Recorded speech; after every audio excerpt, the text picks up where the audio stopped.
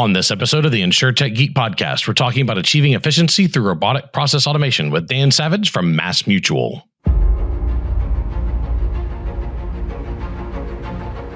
The InsurTech Geek Podcast is all about technology that's transforming and disrupting the insurance world. We'll be interviewing guests and doing deep dives into specific tech we see changing the industry. We're taking you on a journey through insurance tech, so enjoy the ride and geek out. This episode of the InsurTech Geek Podcast is brought to you by JB Knowledge. JB Knowledge specializes in outsourced software development solutions for property and casualty insurance companies. Check out our services at jbknowledge.com. And we are back with another great episode of the InsurTech Geek Podcast. With me, I've got my main man, my fellow Texagander, my golf player extraordinaire, my most interesting man in insurance. That's right. He's with us, Rob Galbraith. How's it going, Rob? It's going, James. It's going. Yeah. No. Started to pick up the game again after a couple decades away from it. My college-age son, he's finally belatedly got hooked on golf, so I've been going out with him, and I still can hit it past him, 30, 40 yards. That makes this little guy feel good. Did you lay a little beat down on your son? Little beat down, yeah. I mean, the scoring isn't close, but who cares about the scoring? Like it's more important about the drive. So exactly, yeah. You just gotta show it by him. Yeah, he's a lot taller. He's a lot more muscular. I wish I had his genes. I don't know where they came from. Yeah. Well, that's great, man. I mean, look, out driving your college-age son is every dad's dream. Got to put him in his place. Exactly. Remind him that the old man still's got it. I'm going to be eligible for the senior tour here, or the Champions Tour, they call it now, in a month or so. But yeah. So I'm not ready for that yet. I'll tell you what, I just picked up my daughter from Boston.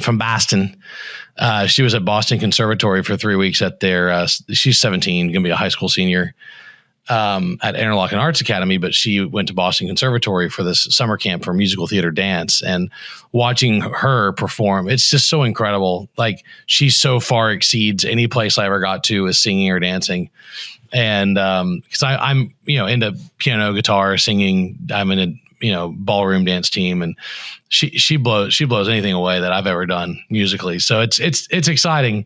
It's really exciting to watch your kids succeed, but it's also exciting to put them in their place sometime and show them, hey, look, I still got some skill. Well, that's great. I'm glad to hear it went well, and obviously good to see you. And with us today, our special guest, Dan Savage from MassMutual, joining us from beautiful Connecticut. Dan, how's it going?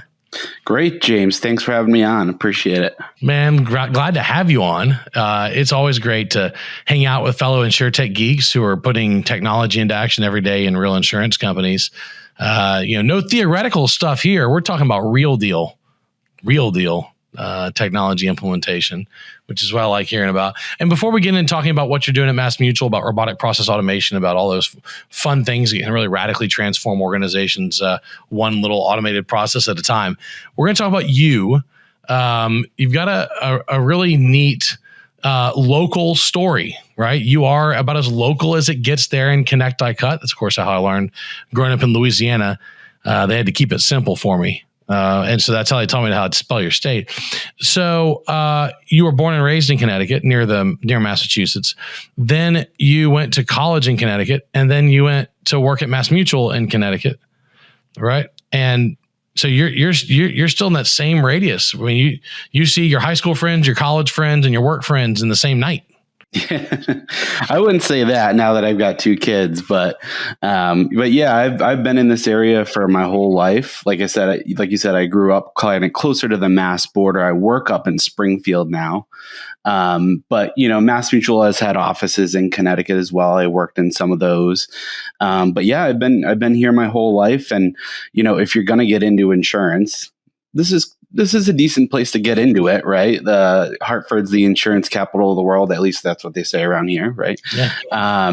Maybe of America. We'll hold back on the world. and MassMutual is right up the road, about 25, 30 minutes from there. So, oh, wow. That's great. And what led you, you didn't, like, when you kind of look back when you were a kid growing up in Connecticut, like, what'd you want to be when you were a kid, career wise? Like I wanted to be an astronaut. Like what did you aspire to be? I mean, I guess it depends on what age, right? So like when you're a little kid, I don't remember what I wanted to be. As I was growing up, I got super into soccer. That was a big thing. My dad played college soccer for UConn. That was always something that I wanted to do. But as you get older, you realize the chances on some of those things are very slim. Maybe I wasn't good enough, right? And then as I kind of got a little bit older, I started getting more and more into writing. I found I was very good at that. So that's kind of like when I went into college, where a lot of my focus was, and I love sports. So in college, I focused in on journalism and mass media and that sort of thing. That's where my communications degree lied. And then getting out of college, I had a lot of friends who had started to look in the space of like journalism, TV, broadcasting, all of those sorts of things. And I started looking at the hours for that, the opportunity for that, newspaper being sort of like a dying forum for information, right? And I had connections, and they helped me get in the door, at least to a place like MassMutual, and that's really where I've been ever since. Wow. And that's so rare to see, a real connection there in the beginning that you found a calling. Again, you didn't go to school for insurance, right? And most folks in the insurance business don't. Now, there are more and more college programs for insurance, which I'm really excited about. And certainly I'm on the board of a public university in Houston called Texas Southern. I'm trying to get an insurance program kicked off there.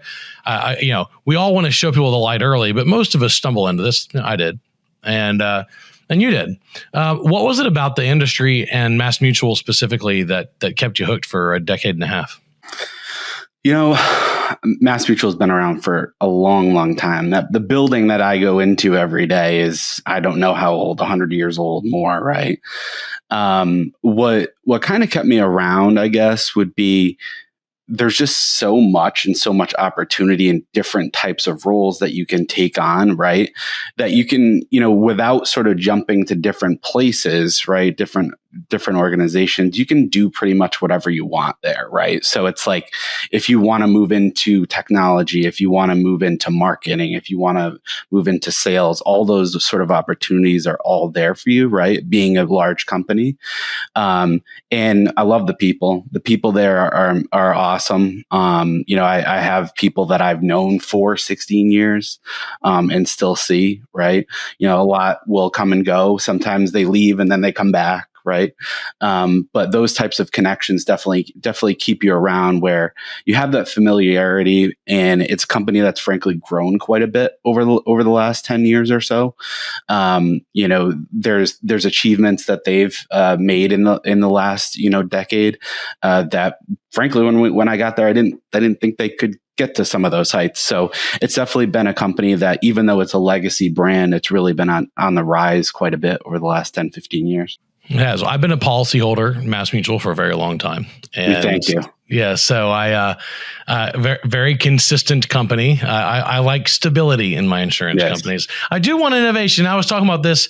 I was a speaker at the Insurance Council of Texas yesterday. And as innovative as I like to be, as innovative as I like my company, our products to be, as a customer of insurance, I value stability more than anything else. I want stability in my premium payments. I want stability in my dividend checks. I want, I want you to be there when I have an issue. And it's something I think that we've got to always balance when we're talking about InsurTech, is that it just needs to deliver. Technology needs to deliver stability as well as an improved user experience and customer experience and better improved financials. Well, it's cool. So I mean, you did a whole bunch of different jobs in this. And I think, obviously the one that we're talking about today, you're a strategic business consultant internally. So you're really an internal business consultant to the other sections of the company. Yep. Rather than, them hiring a consultant externally, they have you going around and consulting with different organizations. Yeah. So you've really risen through the ranks. So tell me what you do now, and then we're going to jump into RPA. Sure. Yeah. So, just to kind of make the connection, right? So I talked about in school where I really focused was, I had a journalism minor when I was in school, and that's where I started, right? Through the years, and when I started at MassMutual, I did a lot of writing, a lot of technical writing, training, that sort of stuff. But it really gave me a perspective of sort of like the whole company, right? Because we worked with all different areas within it, right? And I did that for a number of years, managed along the way as well. And about almost 5 years ago now, I sort of made the switch to get sort of in the business as opposed to supporting the business. So I moved to our claims organization with a primary focus as a consultant for robotic process automation, RPA. But once I got there, of course, once you're in the business, once you're sort of tight to that, there's all sorts of other opportunities that present themselves in addition to what they brought you there for, right?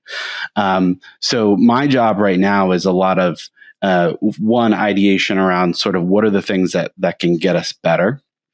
Managing projects that are within the claims space, working with other areas outside of claims like marketing and other areas that support the products that we serve, right? So it really runs the gamut, but a lot of the focus tends to be around how do we make that connection between our technology group and our front line, right? So, I've sort of had this reputation of being able to speak business to business people and speak technology to technology people and be able to bridge those two worlds. So that's really, I think, if I had to sum up like kind of what I do, I think that captures it. Yeah, it really is a unique skill to be able to communicate across that divide, right? The technical chasm, and be able to understand what's going on in technology enough to relay the message correctly and understand business well enough to understand the problem. For sure. And obviously the ideal state is that the technologists that are developing solution sets understand the problem in the business, but that's actually quite difficult because if they're going to be effective technologists, it's hard to have them spend enough time understanding the business. And so so at some point people have to specialize, and then you need a bridge gapper, right? And that's really just such a critical role. It's also really good that you went to serving claims. Yeah. That's really neat. And why don't you, since this can be our topic du jour, and then I'll hand it off to Rob, just define what robotic process automation is and what kind of projects you're working on briefly, and then I'll let Rob jump into it. Sure. So, I would say, especially being at an organization that's been around as long as MassMutual, and this is probably the case with a ton of insurers across the world, right? We have policies that have been on the books for 50, 60 years sometimes, right? And with that comes a lot of old systems and set processes that have been around forever, right? So from an RPA perspective, really what we're doing is we're taking a lot of those existing processes that really have remained stable over a number of years and using technology, allowing these quote unquote bots or automations, right, to run through the steps that a person would normally do, right? So, I would say one thing from that perspective where we had kind of started with it versus where we've gone with it, we really started from this perspective of what can we automate, right? So looking at something and say, is that something that can be automated? Is this thing that this person does something that we can hand over to a bot, right? We learned that was difficult. And the reason why was because the way people do things and the way somebody might need to program one of these bots may be slightly different, right? People can use their eyes to do things, which bots are now starting to be able to do a little bit of, right? People may be using things off the side of their desk or referencing things, right? That a bot wouldn't necessarily have the capability to do. And that's where we sort of transitioned from that, what can we automate, to more of a how can we automate, right? So taking a look at a process that maybe a person has done for the last 10 years, right, the same exact way, and looking at it and figuring out what are the little pieces of that process that present a challenge for us from an automation perspective. And can we then tweak those things to make it work, right? Or are they even things that need to happen, right? Sometimes in organizations like this, especially if you have folks who have been doing the same job for a long time, you find things all the time that people have no idea why they're doing them. They've done them a certain way for a long time, and you ask them, why do you do that? And they go, I don't know. Somebody told me to do that a long time ago, right? So sometimes along the way, we even throw away steps, right, that just add no value to the process. But that's really been the journey for us, and it was really a bumpy start for us. I would say we didn't really start off on the right foot with robotics. It took us a number of years to kind of catch our footing with it and really understand what it meant for us to do the process automation stuff. But we've gotten to a point now where we've automated a lot of the major tasks that we do, and we have a really good pipeline for how to continue to do that. That's great, Rob. Yeah, Dan, I'd love to have you expand a little bit on some of the best practices that you've identified. I've led teams in the past where, if you see robotic process automation in action, it can be this miraculous thing. I think of like a macro and steroids from back in the day. But I've also seen challenges where, exactly to your point, you sit with somebody, you say, well, they do this task, it takes them 15 minutes and they do it 2,000 times a year or whatever it is, right? But things can change, even in relatively stable processes. I remember one in the past where we were like logging into a Department of Insurance site or some type of thing to get some compliance information. All of a sudden, the state government changed their website, right? And now all of a sudden, none of the RPAs work, everything's crashing, whatever. So anyway, I'm just kind of curious. Maybe you can share like some of those hard-won learnings like that as you've established. Like, okay, now here's some things that we found out that established this best practice. One of the big things I think for that, early on, they were doing a lot of sort of like using the UI, the user interface, right, to actually like do the robotics, right? So they'd look at the way like going back to the what can we automate, right? They would look at sort of what the person was doing and say, okay, let's have a bot run through those steps, right? Walk through the screens the exact same way that person would walk through them, all of that, right? The problem with that is anytime anything changes, now we got to fix something. We got to update, right? And what we learned to do through the years is more and more try to use APIs and sort of go through the back end of these systems. So as opposed to hitting sort of the front end, which could change slightly, and in some cases, if it was like an external website, we wouldn't even know about it, right?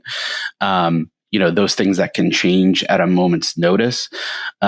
Take some of that out of it, right? Sometimes those APIs still have to change over time, but less likely, right? There's more of a base there that doesn't generally change as much. And that's one thing that we really have tried to do is whenever possible, we're not using sort of the UI, right? So the way somebody might do it, we're going to hit all the same notes, right? But we're doing it a different way. Yeah, and it's really important to sometimes lift ourselves out of the specific solution, and say, okay, let's stop talking about like this one piece of technology. Like we're not a UiPath shop, right? Right. Like UiPath is one tool. We might use Blue Prism, might use UiPath, we might use something completely different or something completely new, or that might not be the solution at all. Maybe the real problem. And this is an often misattributed quote. It's often misattributed to Einstein. He didn't actually say it, but whoever said it said if you have an hour to study hour to solve a problem, spend 55 minutes studying the problem and 5 minutes studying the solution. Yeah. And we often square peg round hole solutions on top of problems, saying, hey, you have a problem. Let's slam. We already have a UiPath practice and team. Let's slam UiPath on top of it, automate that task instead of saying, hey, is there an API for that provider? Yeah. Can we do an API crosswalk with ours, and then have something that's fully automated? I mean, that would be really great. And of course, the nice thing about APIs is they're intended to be accessed by machines, so they tend to be in change control processes and version control. And you can have some things deprecated out of an API feed, but it's managed. Whereas RPA can sometimes be mass chaos, right? For sure. Like UiPath has the ability to adapt to a screen that has minor changes. Yeah, but at some point you're gonna have to rewrite the bot, right? For sure. Yeah, I mean, when we write a bot the first time, right, we know that book is not closed, right? We know that at some point we're going to have to do updates. We know that at some point we're going to want to enhance it, right? So when we try to look at those opportunities, we try to get as much as possible, that can be done in an automated fashion that's not problematic, right? But we also see, as the person who is sort of the go-to for our claims organization for this type of work, I get a lot of things thrown at me where somebody will say, hey, like, why don't we have a bot do this, right? Sometimes they're too small. Sometimes they're not the right type of use case for robotics. And what I try to do is really focus on the problem as opposed to, could this be a bot? Right. So, that's part of my job as a strategic consultant, is trying to help folks think through some of those things, whether it's different reporting that we can provide to somebody, whether it is just maybe a simple process change, or some way to stream data that we hadn't thought of before. All of those things sort of come into play. Like I said, I'm known sort of for the robotics space. But when that problem comes across my desk, it's really about, okay, what are we really trying to solve here? And are you just trying to get something annoying to go away, right? That's something I find a lot. A lot of times what I see is somebody will come to me and they'll say, hey, it would be great if we had a bot for this, right? And then I start to ask more questions and figure out, how often does this happen? Oh, it happens, once a week. It's like, that's probably not going to work, right? It's not something that we would build for, right? But what can we do, right? What are the options we have at our disposal? So, that's the way I always try to approach it. It's like I write everything down, right, that comes to me, and nothing is sort of thrown in the trash, right? But there's a right place for robotics and there's a wrong place for it, right? And we've got to build in the right ways. And when we mean, robotics, of course, we're talking about software robots, not hardware robots. Yes, absolutely. For the folks out there that tend to think that robots are only hardware, they're not. These are software robots that, the best equivalent for those of you who might be having a difficult time with this is macros in Excel, where you can record something, except UiPath and Blue Prism and other tools like that can adapt to the screen. So they actually have the ability to learn and adapt. Whereas if you change one cell on your Excel, on your VB macro, it's going to break the whole thing in Excel. And so just keep that in mind too. I also like that you're calling out probably the most important question anybody in any innovation or technology organization at any insurance company should ask. And you called it out. You said, what's the real problem here? Yeah. Right.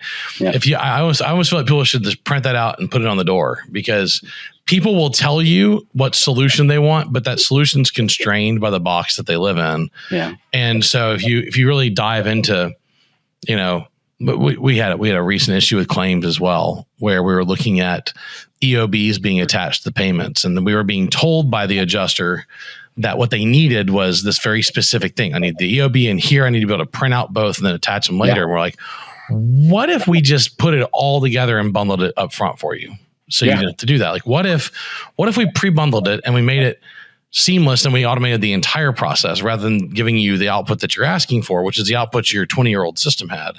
Yeah. Let's rethink EOBs being attached to payments and how sometimes they're imagining like the simplest solution that would get it solved for them, right? And not thinking about maybe like what the real issue is, how to solve it. Yeah, yeah, exactly. Rob? Actually, that's exactly what I was going to follow up, Dan. So obviously, you don't have a claims background. I'm sure many of the people that you do work with do. They've, lived claims day in, day out. And one of the struggles that I see is that people that work in particular systems, they have a hard time thinking about process independent of the systems, right? The system is the process. And so I'm imagining you come in and you have that.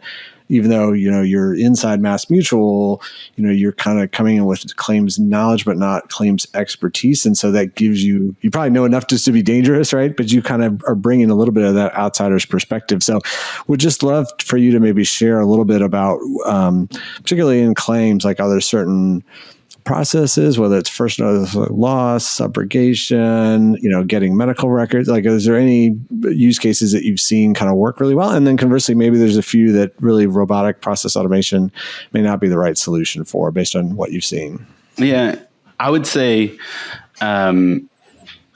some of the things the way I would have answered this question probably 3 years ago is probably different than the way I would answer it today. And what I mean by that is technology grows so much, right? So a lot of the use cases that we would have thrown out 3-4 years ago are now on the table again, right? From sort of a claims perspective, some of the things that we've seen that have been really successful in automating, sending out letters is a big one, right? Or follow-up emails, those sorts of things. Automated text messaging is something that we've done a lot recently. You actually mentioned medical records. We actually have some automation in our DI claim space where we do ordering of medical records, right? And that one's actually a perfect example. We talked about APIs, right? That bot that we had was originally built off of the user interface, and every single quarter we'd have to double check to see if it worked still, right? About a year and a half ago or so, it got rewritten where now it was going in through the API that was created for it, right? So those are examples of where, even in 3-4 years time where stuff changes, Another good example of where a business case where we would have thrown it out, right? The ability to do text recognition or character recognition, right? The ability to read forms. So, when I started doing robotics, the idea that you could take a form that came in, have a bot read it, determine what's on it, and then do something with it was basically wizardry, right? And now we have a few bots that do that work, right? There's some manual intervention when somebody's got sloppy handwriting or something, right? In those cases where somebody actually hand wrote and filled out a form when it comes back in, right? But for the most part, we can program it, right? So that it knows what fields it's looking for. It knows how to grab that information and then actually do something with it, right? So that's where I say a lot of the business cases we didn't even think were on the table are now on the table. So it was I think we got to a point probably 2 years ago where some of the bigger blocks of work that we thought were the RPA cases that we were going to get, right? We got to those in a lot of ways. We did those. And then as technologies sort of move forward and we've had more opportunity to use some of it, we've seen just new business cases be able to spring up. So it's something that, at some point, I always say with a lot of these automations that we do, ultimately, we'd like to get rid of them, right? Because some of this stuff is built off of old systems that we hope go away. Or, I talk about reading information off of forms, right? It'd be great if I didn't even get a form sent to me, right? So in a lot of ways, it's sort of patching up sort of legacy software and administrative systems that we have. And we hope that someday some of this stuff goes away. But as you guys probably know, some of that stuff is not fast moving in the insurance space, right? So getting rid of old systems that may have 50-year-old policies on it is not exactly something that goes quickly. So those things we know will be around for a while. So it's a matter of, continuing to up the ante and move to the next spot where we think we can be useful with this stuff. It's a moving target, though. I mean, Yeah. look, the RPA capabilities are really dramatically expanding. Just and especially once you integrate RPA, because robotic process automation, the ability for a software robot to read a screen and read anything on the screen and then take action based on that, that's been around long before large language models really were mass popularized. Well, now I can summarize the content of the screen, tell you about it, and then actually draft a response for you. I mean, the capabilities are dramatically expanded now and so that does give you a few more weapons in the tool set. Ultimately, though, I kind of feel like a lot of these technologies are transitional technologies, right? That are meant to get us towards ideally a fully integrated future. If you have a fully integrated system, then you don't need. There's a lot of things you don't need, right? Yeah. The more people sort of like interact with us digitally, the more we have to sort of do a lot of this stuff, the more we can build straight through processing and do that sort of automation as opposed to the robotic process automation. Yeah, exactly. Very cool. Rob, you want to bring us home? Yeah, Dan, just, talking about and curious your thoughts, in the past, I know use cases were articulated to me that were challenging a few years ago was you might identify the word surgery, for instance, right, as part of handwritten notes from a doctor. But what you didn't have is a contextualization to say no surgery is required or surgery may be required if physical therapy is, not successful or surgery is required immediately. And that may require different actions by a claims adjuster that might be routed to different adjusters, right, based on their expertise and things like that. And so those were some of the more demanding, I guess, use cases 4 or 5 years ago. And it sounds like a lot of that now through, combining with AI, large language models are possible today. So just kind of curious, like, where do you see the future going with some of these technologies going forward? So yes. I mean, so that stuff, when I originally came to claims, one of the big things they were looking at was sort of natural language processing, right? How do you take, text that's on a page, whether it be handwritten or typed, right? Make sense out of it and then be able to use AI to make decisions off of it, right? And 4 years ago, there was not a lot of like well-established solutions for this stuff that was readily available. Like it was starting and we were sort of like knocking on that door, but we never really felt like there was anything out there at the time, at least, right, that could hit all the aspects we wanted to hit, right? To your point, if you're using those sorts of processing models to pull up any sort of useful information using AI, you've got to be able to siphon out the stuff that's like in the way, right? So, one thing we noticed with certain things was if we had a natural languaging processor looking at, say, like medical records, right? And we'd look for a date of a surgery, right? And a lot of the models would pick up the date that the form was sent over, right? So, like, a lot of that, I think, has continued to evolve. We're actually kind of moving back into that space after sort of taking a break from it and trying to use AI models to just sort of better understand, especially like on the DI side where we're sort of managing these blocks of claims as opposed to with life and annuity death claims, which we do, which are more of sort of like in the door, out the door, right?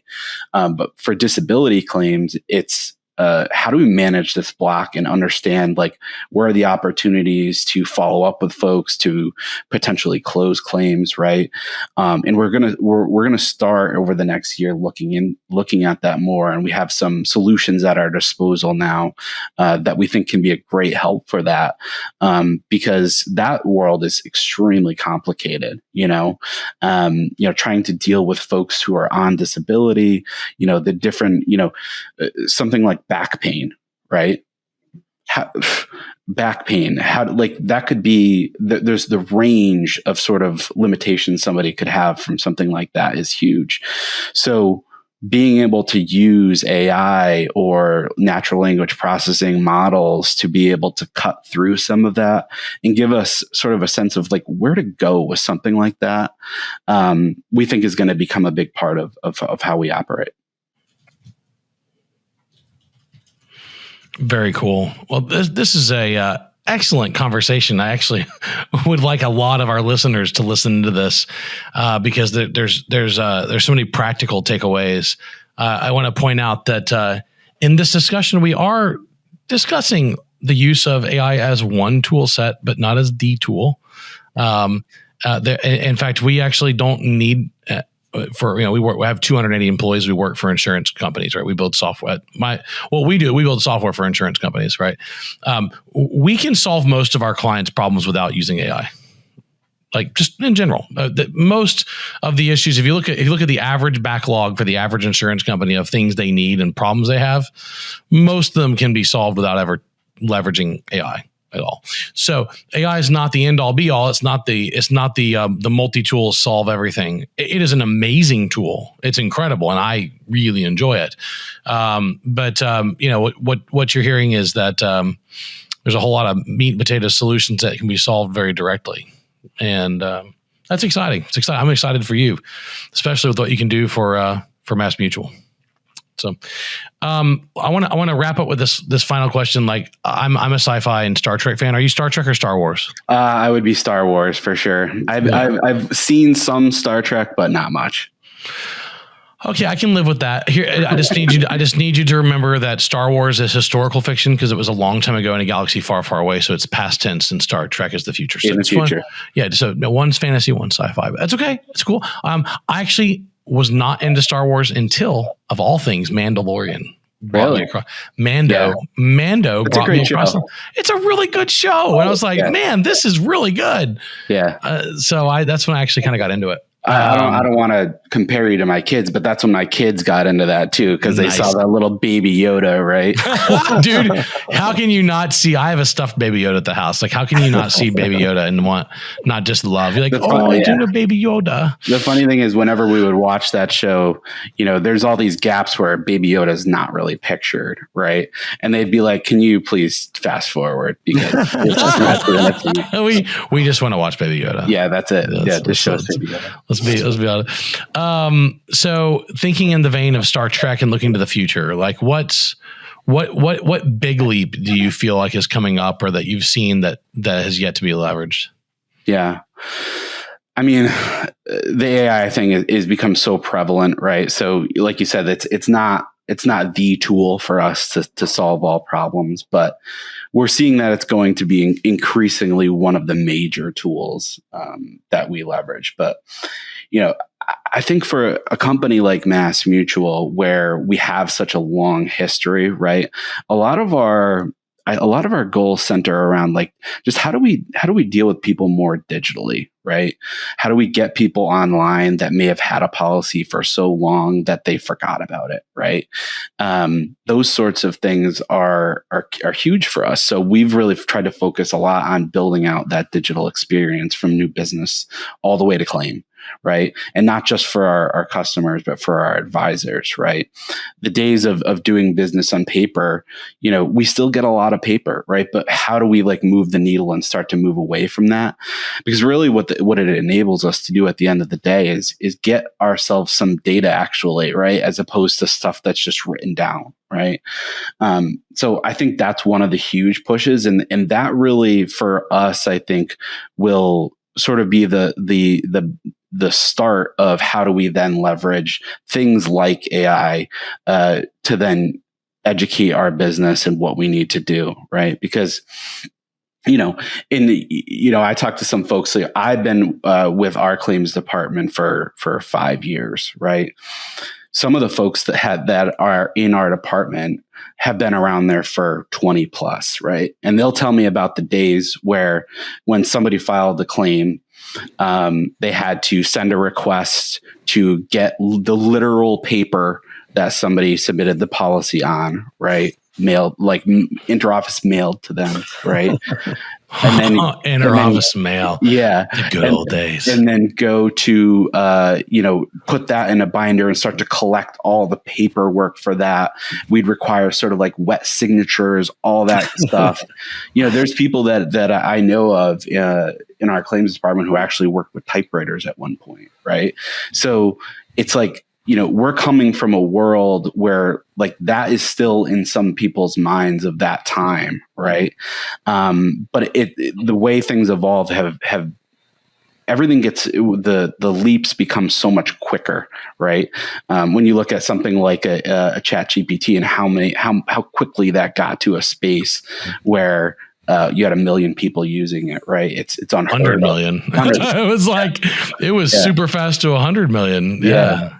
And so it's like the rate of change has continued to just increase and increase and increase. And I think as a company, MassMutual has always been in sort of like a very good standing. We kind of started this by talking about stability, right? And they've been around for a very long time. But I think at the same time, like we've tried to do a good job in staying up with technology because, there's insurance companies that haven't or have been unstable and have gone away, right? So it's not an unheard of thing, even for a company that's been around as long as MassMutual. So we're always looking towards the future and what those next things are. And I know for a fact, like there's already things in the works for us in terms of like working with new AI models and how do we expand our digital base and all that for our customers. Exactly. Awesome. Well, thank you for your time today. And thanks for talking with us about all these cool ways you're implementing tech inside MassMutual. And appreciate it. Thanks so much. And Rob, as always, thank you for joining in. Yeah, great episode. Thanks for the conversation, Dan. And to our listeners, thank you for tuning in today to Geek Out, our interview with Dan Savage from MassMutual. See you next time. Enjoy the ride and geek out.